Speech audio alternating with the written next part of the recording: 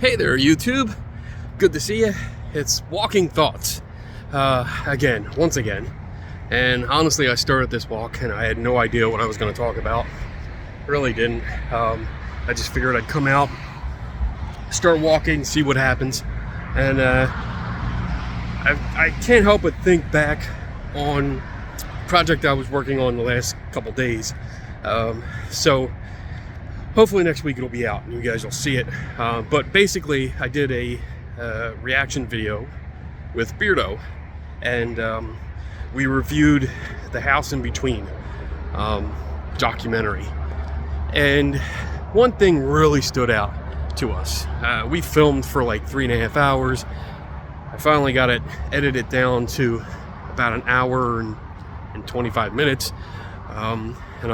It's actually rendering right now. So when I get back to work tomorrow morning, I should be able to submit it for approval, because it's got to go through.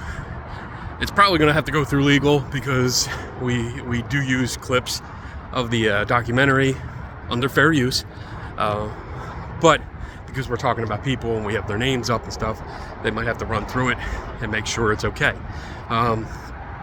Anyway, I'm going to stay in the back here where there is nobody, so they don't bother me when I'm talking. But one thing really stood out to both of us, and that was the amateur ghost hunters that went into a private home.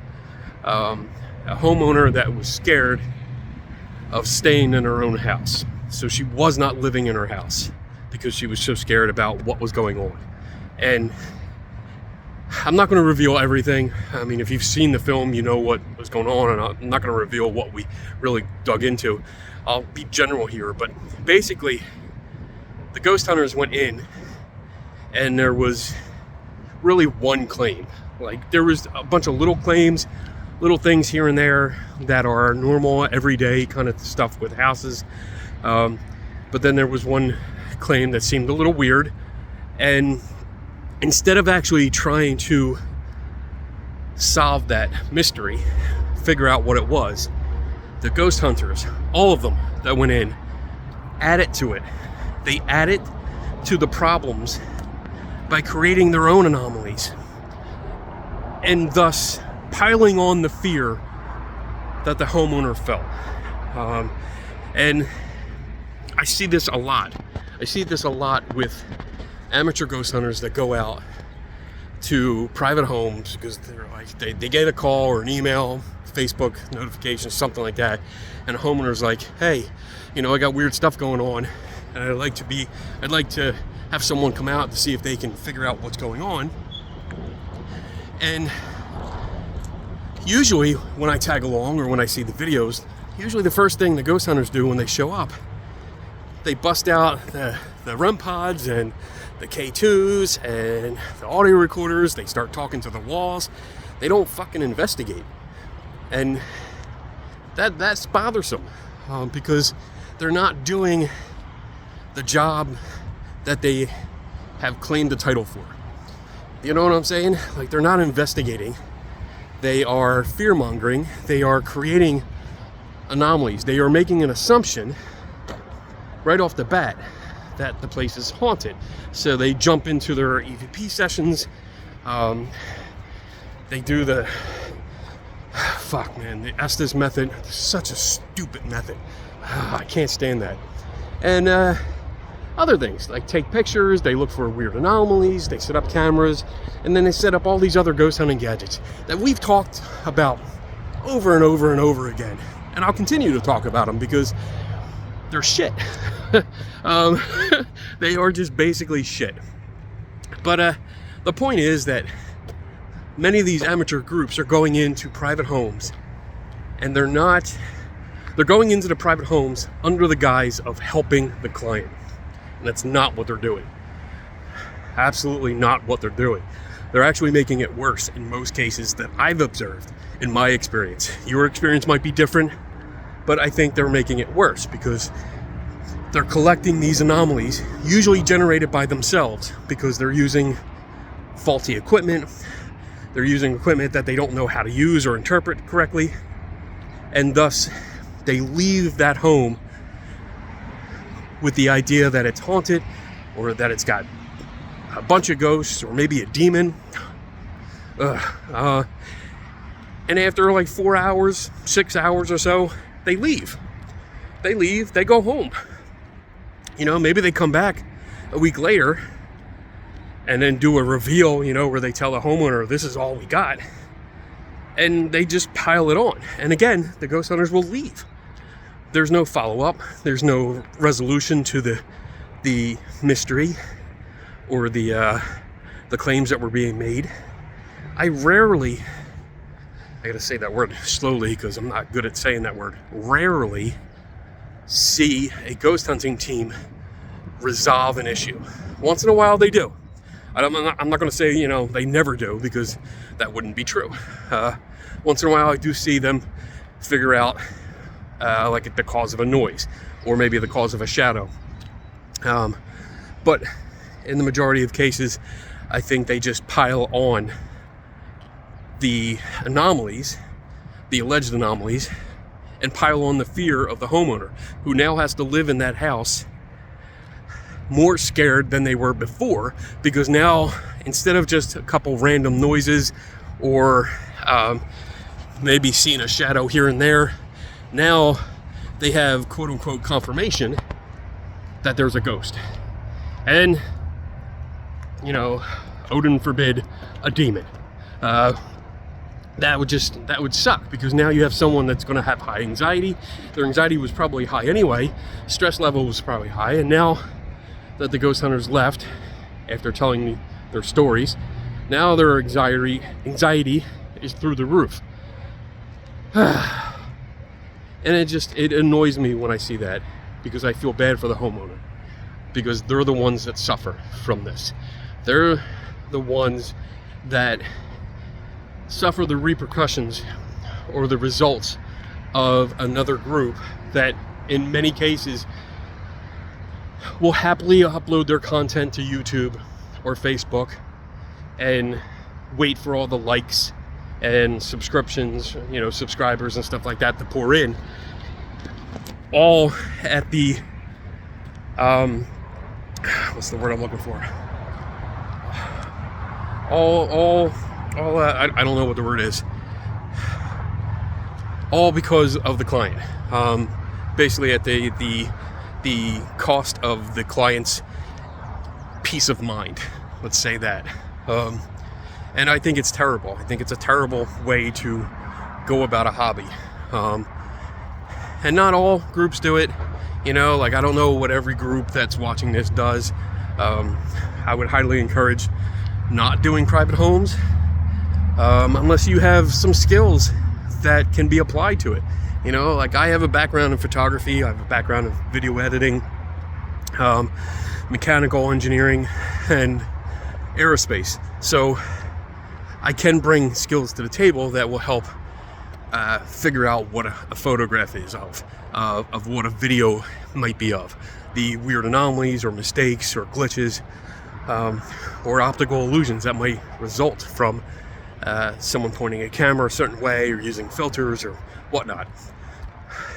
If you don't have any kind of skills, if you were, and I'm not picking on any profession, you know, in particular, say you were a professional baseball player, all right, and then you just decided that you saw a news program and there was a haunted house near you, and you said, oh, you know what, I'm going to be a ghost hunter now.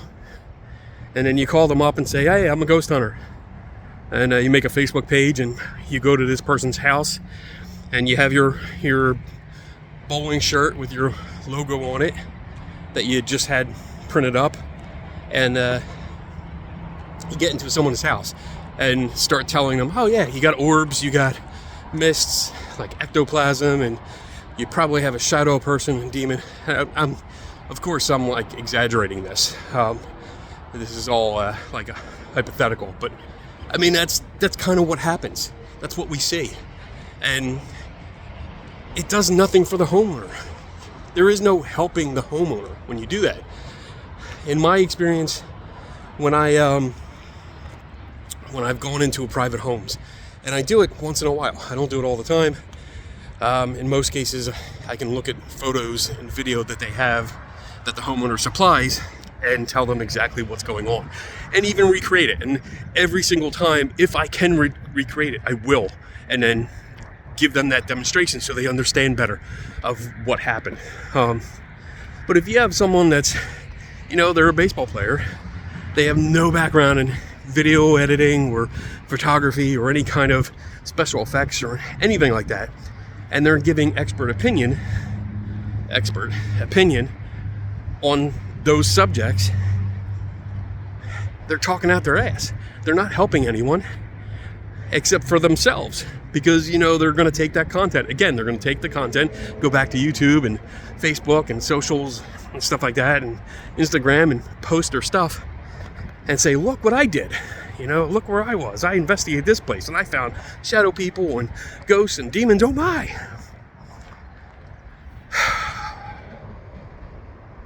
Just sad. It really is. When personal satisfaction overrides the desire to actually help someone.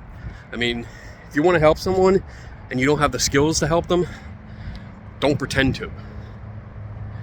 Find someone that can help them.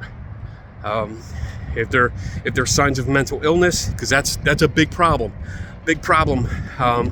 with people that might have some kind of mental illness, and you have a group of amateur ghost hunters that are more concerned about how many views they get on YouTube than the client's mental health, will go in there and exploit the situation and not do anything, again, for the homeowner. So, I mean, like, if I come across that, if I see any hint that there may be a mental health issue, I will immediately recommend them to several people. And I do have several people that I can recommend them to, that I would use, that they can talk to. And I mean, first and foremost, you tell them to, or you suggest that they go see their general practitioner. I mean, that would be my first step. And if they want counseling, I can find them counseling.